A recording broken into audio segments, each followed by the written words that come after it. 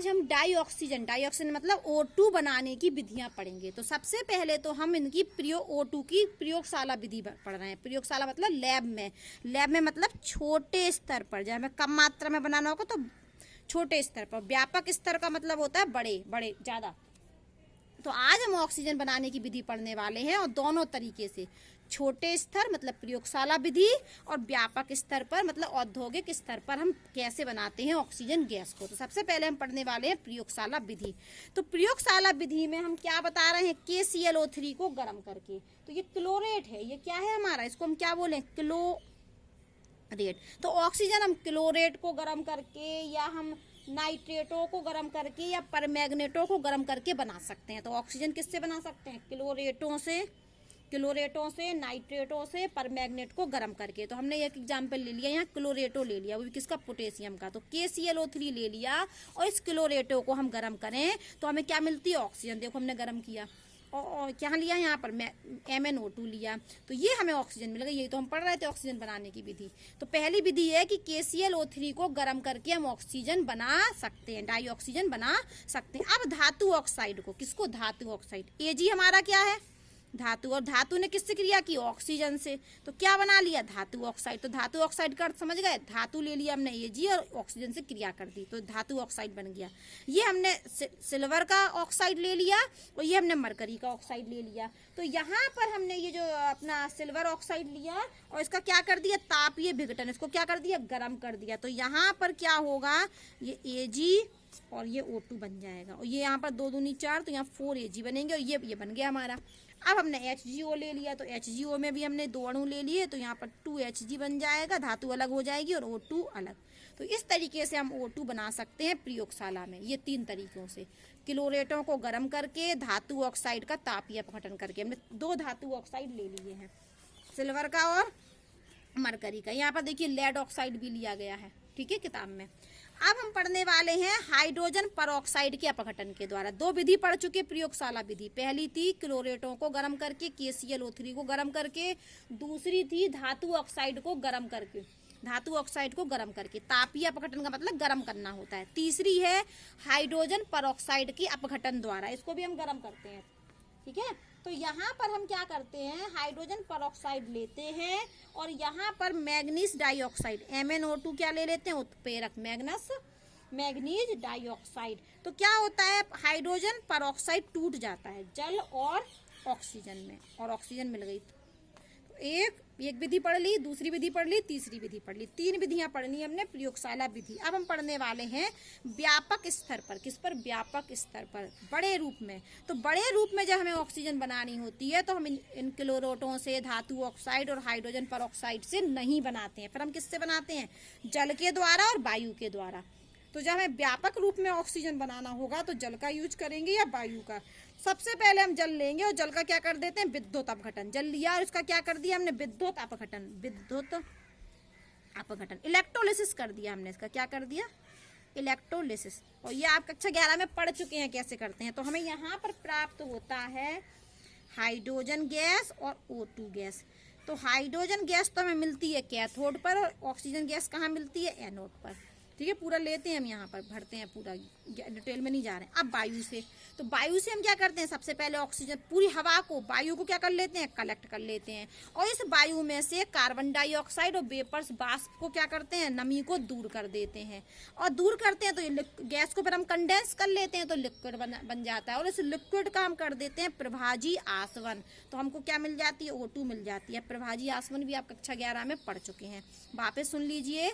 हम ऑक्सीजन बनाने की विधि पढ़ रहे थे, तो सबसे पहले हमने 3 विधि पढ़ी प्रयोगशाला विधि। तो पहली विधि थी KClO3 को गर्म करके हम ऑक्सीजन बना सकते हैं। दूसरी विधि में धातु ऑक्साइड को गर्म कर ये 2 धातु ऑक्साइड लिए, इनका तापीय अपघटन कर दिया, तो ऑक्सीजन मिल गई। तीसरी विधि में हमने हाइड्रोजन परऑक्साइड का अपघटन कर दिया, मैग्नीज ऑक्साइड उत्प्रेरक लिया, MnO2 मैग्नीज ऑक्साइड उत्प्रेरक लिया। और अब हमने ये 3 विधि बता दी आपको। फिर हमने कहा व्यापक स्तर पर हम किससे बना सकते हैं ऑक्सीजन को, जल का विद्युत अपघटन करके या वायु के द्वारा। तो वायु में कैसे बनाया हमने, वायु को पहले इकट्ठा कर लिया, और वायु में से हमने क्या किया, CO2 गैस और नमी को क्या कर दिया, रिमूव कर दिया, दूर कर दिया, और इसको दूर करने के बाद हमने इसको गैस को कंडेंस किया तो लिक्विड बन गया, संघनन कर दिया, और इस लिक्विड का हमने क्या कर दिया, प्रभाजी आसवन, तो हमें O2 गैस प्राप्त हो जाएगी। अब हम गुण पढ़ लेते हैं डाई ऑक्सीजन के। तो जो ऑक्सीजन होती है वो एक रंगहीन गंधहीन गैस होती है, और ऑक्सीजन के 3 समस्थानिक होते हैं। समस्थानिक वे होते हैं जिनके परमाणु क्रमांक समान और परमाणु भार अलग अलग। तो आप यहाँ देख रहे होंगे, देखो परमाणु क्रमांक इस ऑक्सीजन का भी 8 है, इसका भी 8 है, इसका भी 8 है। इस ऑक्सीजन का परमाणु भार 16 है, इसका 17 है, इसका 18 है। तो ये समस्थानिक ऑक्सीजन के 3 समस्थानिक होते हैं, और ये वाला समस्थानिक सबसे ज्यादा मात्रा में पाया जाता है, ये वाला, ठीक है। और ऑक्सीजन जल में क्या होती है, विलय होती है, और ऑक्सीजन अनुचुंबकीय होती है, और ऑक्सीजन जो होती है वो केवल गोल्ड और प्लेटिनियम को छोड़कर सभी धातुओं और अधातुओं के साथ क्रिया करता है। तो ऑक्सीजन केवल किसको छोड़कर, Au और प्लेटिनियम को छोड़कर सभी धातुओं एवं अधातुओं के साथ क्रिया करता है। तो हम यहाँ पर कुछ लिख लेते हैं एग्जाम्पल। हमने यहाँ पर ले लिया सोडियम धातु, क्या ले ली, सोडियम धातु। इसकी अभिक्रिया किससे करा दी, O2 से। तो यहाँ पर बन गया हमारा Na2, ये सोडियम का ऑक्साइड बन गया हमारा, ये 4 लेते हैं, ये 2 लेते हैं। अब हम यहाँ पर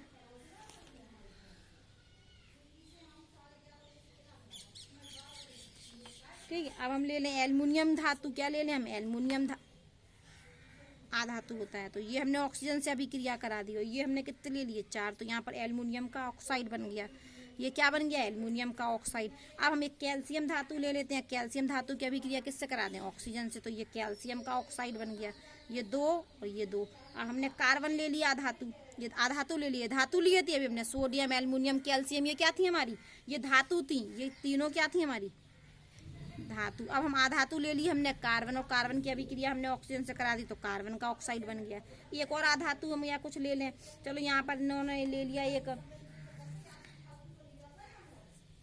जिंक सल्फाइड ले लिया हमने, जिंक सल्फाइड, इसकी अभिक्रिया ऑक्सीजन से करा दी, तो हमें ये क्या मिल जाता है, जिंक ऑक्साइड मिल जाता है, ZnO, और यहाँ से सल्फर ऑक्साइड गैस बाहर निकल जाती है। उसको बैलेंस करने के लिए 2 लेते हैं, तो ये 2 बनते हैं, और यहाँ पर ये 2 निकलते हैं, और ये 3 होता है।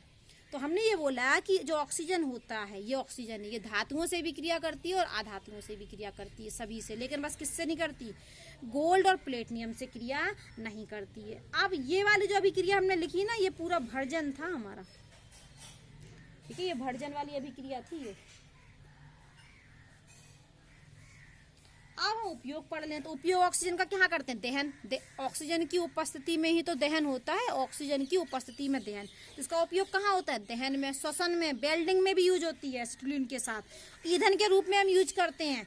और जो आप पर्वत पर जाते हैं तो ऑक्सीजन का सिलेंडर उपयोग होता है, तो ऑक्सीजन के सिलेंडर में होता है। और यहाँ तक कि रॉकेट को ऊपर उठाने में भी हम ऑक्सीजन का उपयोग करते हैं। तो अभी हमने आपको पढ़ाया डाई ऑक्सीजन। क्या पढ़ाया, डाई ऑक्सीजन। तो ये 3 विधियां प्रयोगशाला विधि थी, KClO3 को गर्म करके, धातु ऑक्साइड को गर्म करके, हाइड्रोजन परऑक्साइड के अपघटन के द्वारा। तो ये 3 तरीकों से हम प्रयोगशाला में ऑक्सीजन बनाते हैं, और व्यापक स्तर पर, बड़े स्तर पर हम जल के विद्युत अपघटन और वायु से ऑक्सीजन बनाते हैं। फिर हमने इसके गुण बता दिए कि ये रंगहीन गंधहीन गैस है, और इसके 3 समस्थानिक होते हैं। ये जल में विलय होती है, ऑक्सीजन अनुचुंबकीय होती है, और गोल्ड और प्लेटिनियम को छोड़कर धातु और अधातुओं, सभी धातु और सभी अधातुओं से क्रिया करते हैं।